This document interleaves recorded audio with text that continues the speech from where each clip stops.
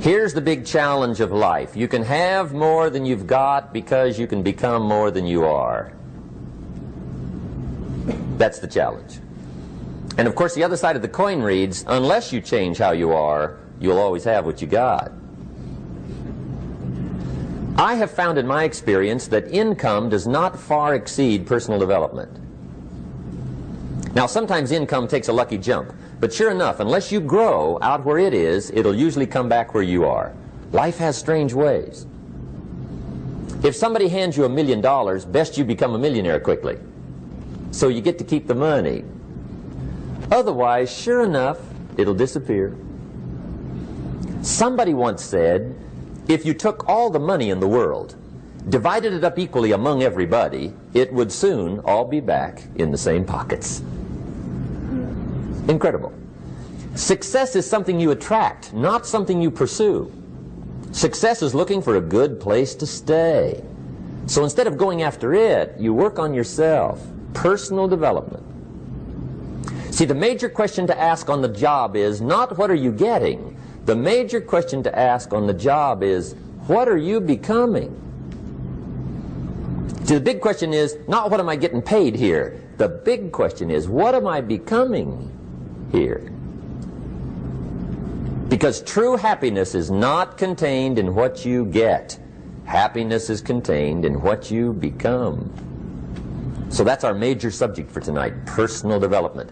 Of all the assignments Mr. Shoaf gave me at age 25, this was probably the most difficult. In fact, I'm still working on this one. I think it's an unending challenge to see what you can become. The next subject is called basic laws. And it's good to study the basics. And I call these basics primarily because they come from the Bible. Now, I'm not a theologian or a minister, and that'll be apparent. But Mr. Shoaf taught me that the Bible was a good textbook for ideas and stories and success equations, how to live the better life. I found out that was true. He also taught me that the Bible is as practical as it is spiritual, and I found out that's true. If you look at your bank account and your income and you're not happy, there's several places in the Bible to check to see what the heck's wrong so you can make the changes. And we're going to cover some of those tonight, called basics. Okay. The next subject is my favorite, setting goals. Mr. Shoaf taught me how to set goals. What a favor that was. One morning at breakfast, shortly after I met him, he said, Jim, let me see your current list of goals, and let's go over them and talk about them. He said, maybe that's the best way I can help you get a better direction started. And I said, I don't have a list. He said, well, is it out in the car or home somewhere? I said, no, sir. I don't have a list anywhere. He said, well, young man, that's where we got to start. He said, I can tell you right now, if you don't have a list of your goals with you, he said, I can guess your bank balance within a few $100s. Which he did. And that got my attention. I said, you mean my bank balance would change if I had a list of goals? He said, drastically. That day I became a willing student how to set goals.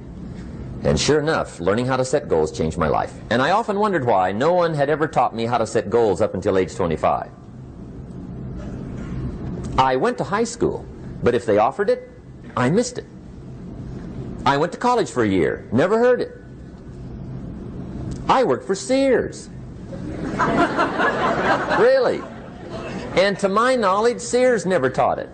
Right? How to set goals. So here I am, age 25, married, my family's starting, I've been to college, I'm working, and I still don't know how to set goals. But fortunately, when I was 25, I met the man who taught me how, and it revolutionized my whole life.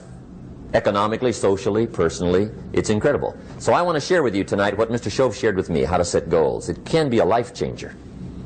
Okay. The next subject is the negative part of the seminar. Life is part negative, so we got to talk about the negative. And this subject is called diseases of attitude. Diseases of attitude. There's a lot of things that can wreck your chances to do well. We live in a rather dangerous world, so you got to be not only wise, you got to be careful. Now, attitude diseases are just as bad as physical diseases, right? High blood pressure, heart trouble. I mean, a lot of things lace your chances to do well. So you've got to be careful. And attitude diseases are deadly. I mean, they'll destroy all the good things you start. Okay? So we'll go through those attitude diseases, how to spot them, how to look for them, what they are, and the cure.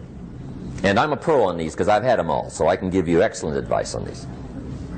Now, the last subject we're going to consider tonight is called the day that turns your life around.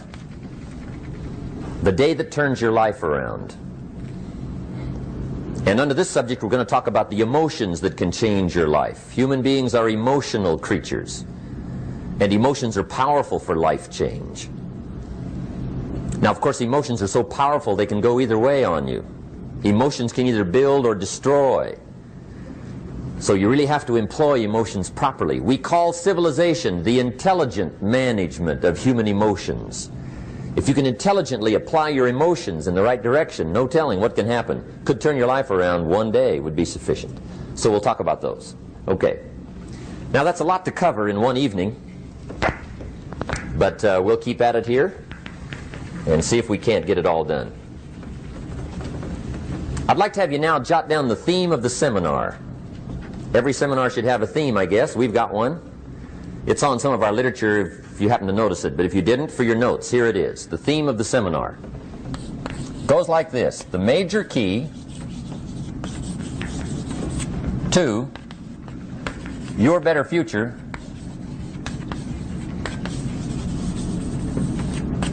is you. That's the theme of our seminar tonight. The major key to your better future is you. And I'd like to have you underline two words just to give it some added punch. Underline the word major and the word you, so that it reads, the major key to your better future is you. Now, my first suggestion is transfer this to a card or something where you can put it up, where you can see it every day. Preferably put it up where you can see it at the beginning of the day, before you go off to put the day together. This is a good phrase just to glance at, to keep in mind as you're putting the day together. It's called the silent seminar. If you'll just let this talk to you during the day, I found it to be tremendously helpful. The major key to your better future is you. For a big share of my life now, I didn't have this one quite figured out. Among a lot of things I didn't have quite figured out. Many things used to puzzle me back in those early days. I used to wonder why two people could work for the same company, one make twice as much money. Now, see, that used to puzzle me. And maybe they were the same age, graduated from the same school, live in the same community, work for the same company, with the same products and the same services. They've got the same traffic, the same problems, and one makes $1,000 a month, the other one makes $2,000 a month. Now, that was my puzzling question. Why would this long list be the same and the money twice as much? I asked, what's the difference between $1,000 a month and $2,000 a month? And I don't mean $1,000 a month, right? I could figure that out. But what makes the difference? Why would one person do twice as well, 3 times as well? Speaking economically. Now, I know there's more than one way to do well. I understand that. But in this little narrow area called compensation, what's the difference? Well, back then, with my faulty thinking, I'm trying to reason it out.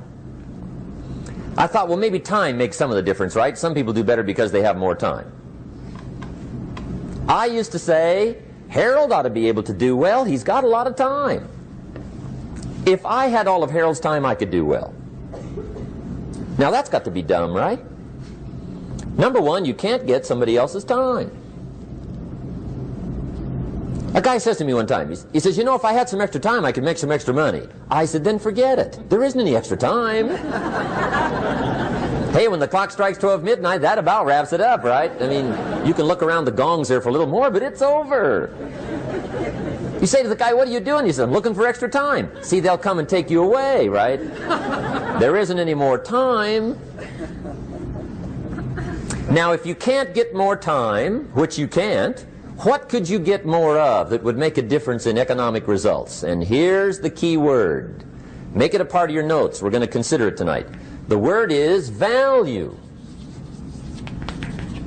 And I have a little phrase for your notes. Value makes the difference in results. Value makes the difference. You can't get more time, but you can create more value. Now here's the first lesson of economics. Everybody should learn it from the time they're old enough to understand what a dollar means, how to earn one, how to get one, how to keep one, what to do with it. First lesson of economics. We primarily get paid for value. That's lesson one. Bringing value to the marketplace, that's how you get paid. You don't get paid for the time. I know it takes time to bring value to the marketplace, but you get paid for the value, not the time. Now, since that's true, here's one of the key questions of the evening. Is it possible to become twice as valuable at the marketplace and make twice as much money in the same time? Could you become 3 times as valuable? Make 3 times as much money in the same time? Is that possible? The answer is yes, if. And it's always if, right? Life is known as the big if. Harry Truman once said, life is iffy. How true.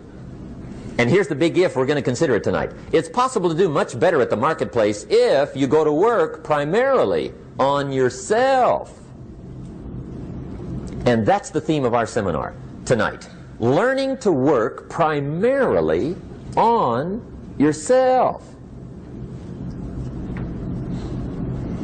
People have asked me for the last 24 years, how do you develop an above average income? And the answer is, become an above average person.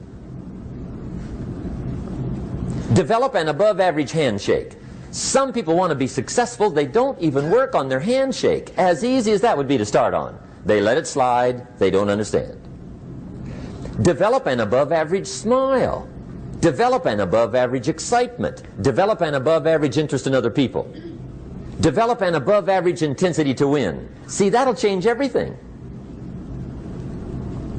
Probably one of the most frustrating experiences in life is looking for an above average job with above average pay without becoming an above average person. It's called frustration.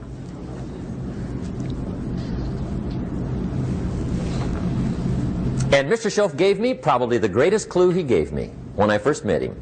He said, Jim, if you want to be wealthy and happy the rest of your life, just learn this lesson well. He said, learn to work harder on yourself than you do on your job.